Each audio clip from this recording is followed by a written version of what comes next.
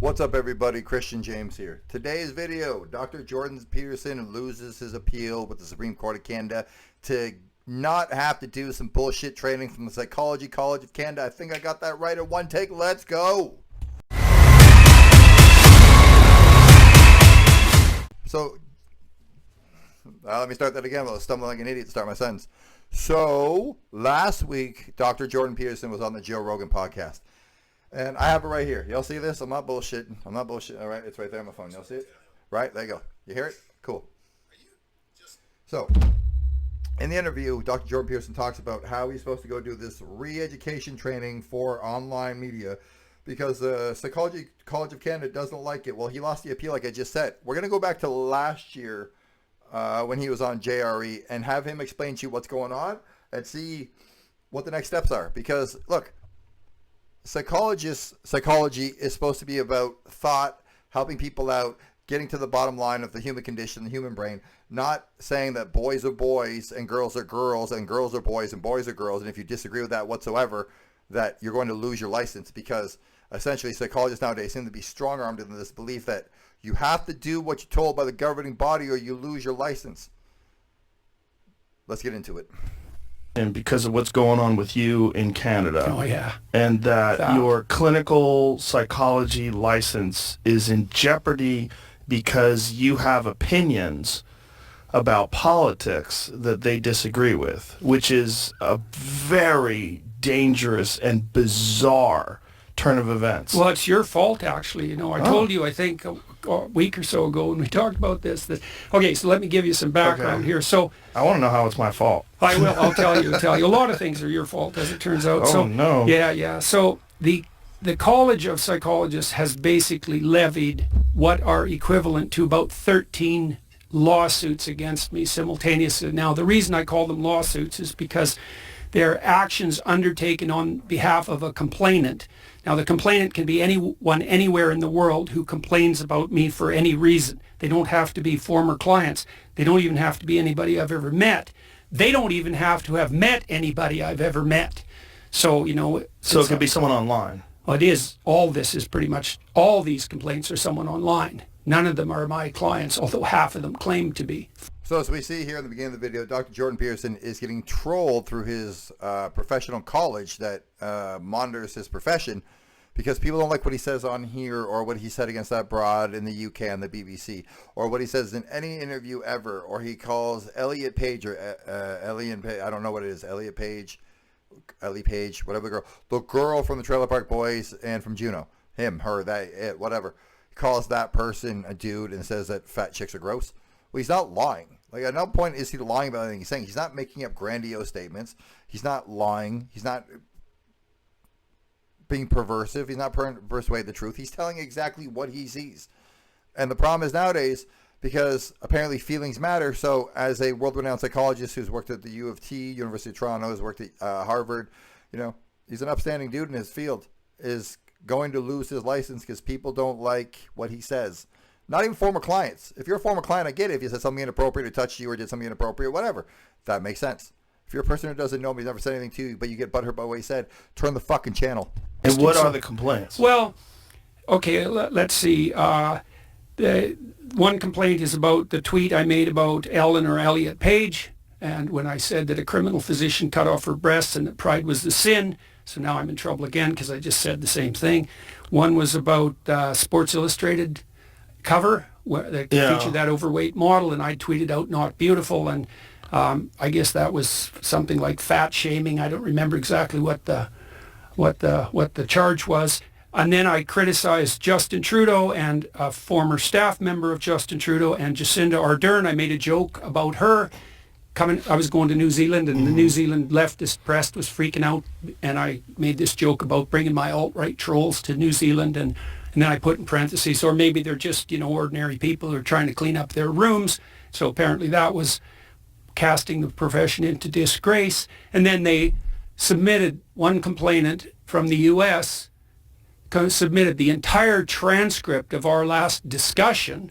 So, you know, I don't know how to defend myself against that, because apparently everything I say, and apparently everything you say too, is bringing the profession of psychology into disgrace. And I think they're most upset in that case about my comments about the inadequacy of climate models. Look, all governing bodies, you're there to make sure your people are doing the right thing. You're not there to govern them above what they say in their personal life. You're not there to govern them on, they say, on the world's largest podcast. You're not there to govern what they write in a book. You're not there to govern if they think fat chicks are gross and that dudes in dresses are, wrong. And it's clearly a psychological issue. It's body dysmorphia. It's gender dysmorphia. It's not whatever the fuck it's trying to be pushed as today.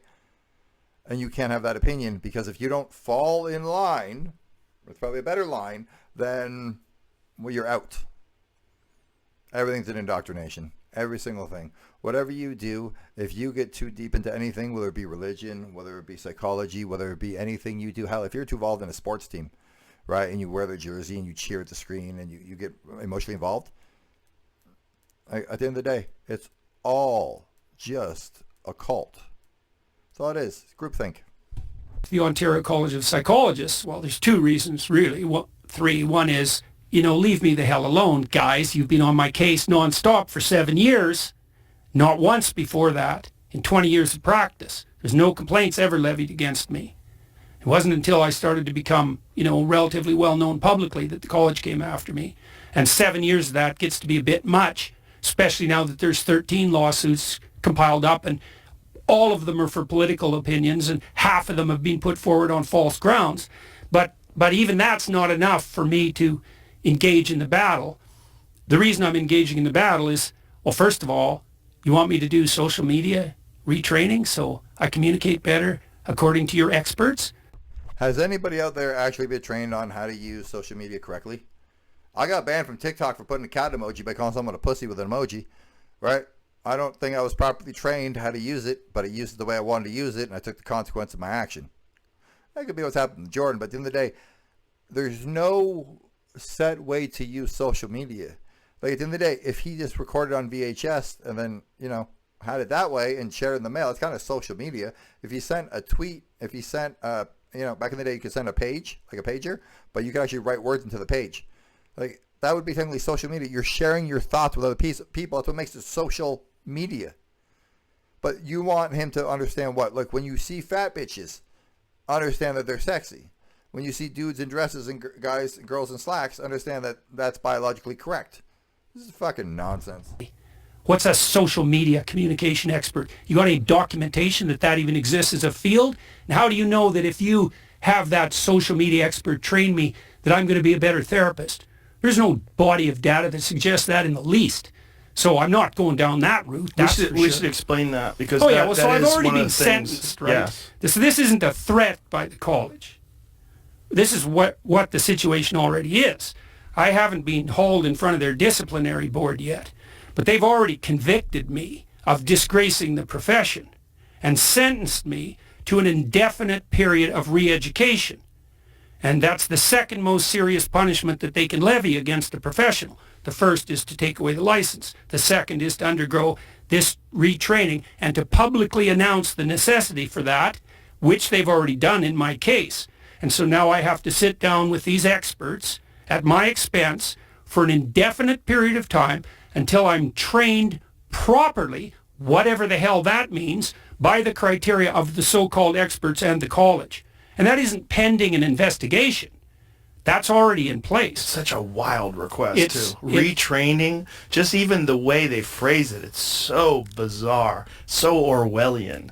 Yeah, well, like I said, it's your social fault, media. 'cause it's the whole transcript of our last conversation. I don't imagine they'll be that happy with this one. So, but the other reason I'm pursuing it, and to the degree that I'm able to keep my head clear during this process, because it definitely makes me angry, and really made me angry over Christmas when I was spending Christmas going through the minutiae of all these bloody lawsuits, trying to figure out what the hell they were up to, instead of, taking a bit of a break and having some time with my family. And so I was very upset about that. But to the degree that I'm upset about it, I'm not doing it right, because this can't be personal, can't be about me. Part of the reason that I want to pursue this, and part of the reason we're pursuing an objection to what they're doing on Charter of Rights grounds in Canada, is because they're interfering with my freedom of conscience and speech. And again, it isn't even the case that the reason that that's a problem is because it's about me. Oh, in America, I believe you guys call it the... Hey, Google, what is the Second Amendment? Second Amendment to the United States Constitution protects the right to keep and bear arms. Okay, no, it's the one about guns. I mean, it's the First Amendment, where you have the freedom of speech. In Canada, you don't have the freedom of speech. You have the freedom of expression. You're allowed to express yourself however you want, however you see fit. You can't cuss in public. That can be an arrestable offense. Yeah, I don't know what it's called, but that's some thing. You can cuss in public, sorry, but you're not supposed to. I don't know what it is, but it's some old ancient law we have. You still get fines, and the odd person still goes to jail for it. What else do we have here? You can't deny the Holocaust, from what I understand. Then we have some transgender law, C-16, where if you tell me to call you fucking Princess Penelope and you have a mustache and a beard like me, I'm supposed to. We're not playing that. So they're not allowed to interfere with his freedom of expression, but apparently a governing board has more governance over you than your own free will. That's what that means. Profession. The government establishes a board of your peers to regulate conduct of the professionals. Now, and in a functional time, all that happens then is that generally the people who get in trouble with their own clients, right, with the people they've been dealing with directly, and then the board steps in on the side of the person who's been injured by a pathologically practicing professional, and fair enough. But now it's been weaponized, and it's been weaponized as a political tool too, and it's not like activists don't know that. And it's so preposterous because I have 20 million people following me on social media, and God only knows how many views of my videos, for example, or the interviews you and I have done. It's tens of millions. And how many people complained? 20 out of millions? That's exactly it, people. Look, it used to be majority rules, right? When I was in grade 3, I'll never forget this. There was a kid in my class. Let's call him Pete. I don't know if it was his fucking name. It doesn't matter. It's irrelevant. I'll call him Pete for the sake of the story. And Pete was allergic to peanut butter. And most kids when I was in grade 3 in 1987, 1988, 1989, whatever it would have been, shut up, I don't know, I'm old. We brought peanut butter sandwich to school. And the one day you couldn't have peanut butter because Pete was allergic. And I remember saying this, well, can't Peter just sit back there? Well, it's not fair to Peter. I don't give a fuck what's fair to Peter. It's the majority.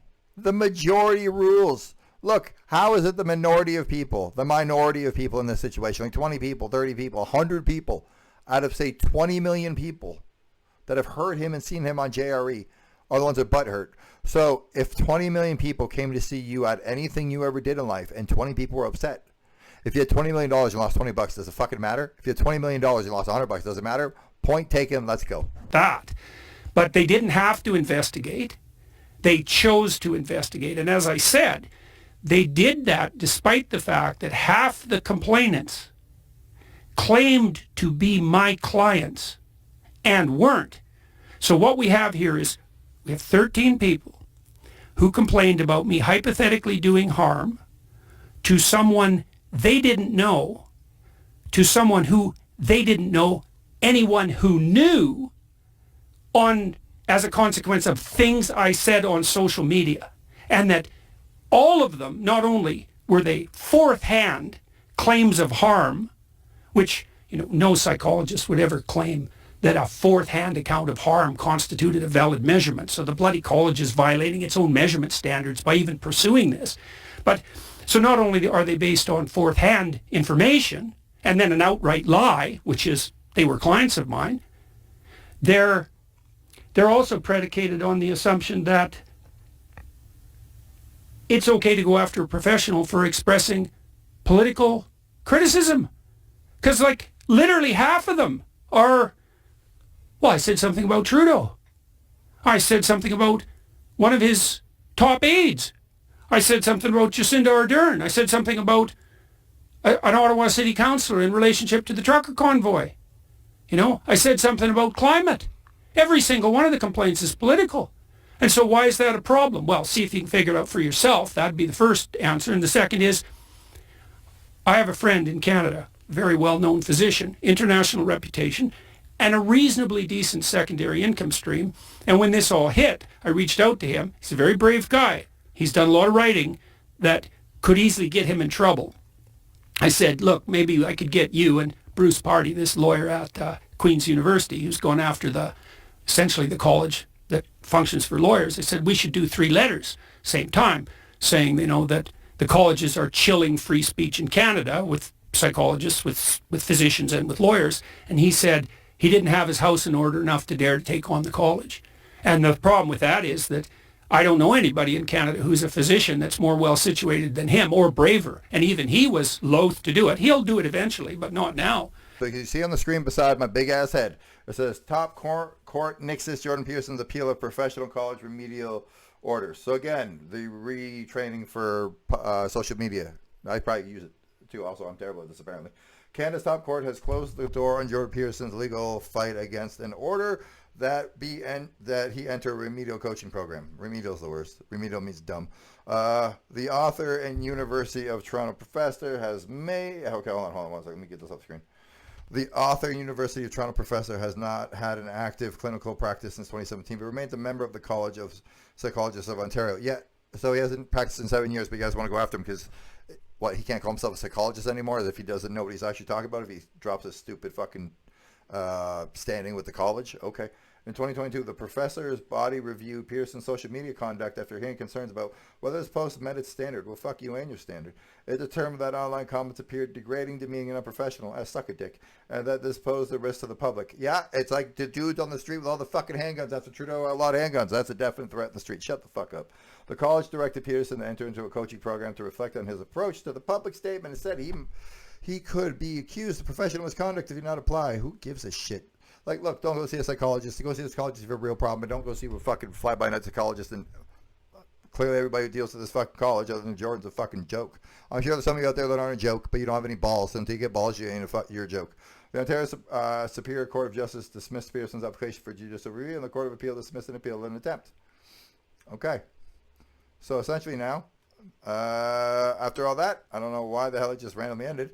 Okay, now seeing all that, Dr. Jordan Peterson, who knows what he's going to do, who knows what's going to happen, but look, the world's getting woker and woker and woker and more of a joke and a joke and a joke. Dr. Jordan Peterson is clearly very good at his job, otherwise he wouldn't have worked at Harvard, he wouldn't have worked at DO of T, and calling somebody a fat bitch is a fat bitch is not a fucking line, it's not a disservice to your profession. It's telling the truth. Fat bitches need to shut up. For real. On God. Like, comment, subscribe, tell me I'm right, tell me I'm wrong, tell me if you like fat bitches, tell me if you don't like fat bitches, tell me if you agree with the college, tell me if you don't agree with the college, tell me if I need re-education training for this, because no one ever educated me in the first place, and I just do what I want. If you don't like it, I'm out.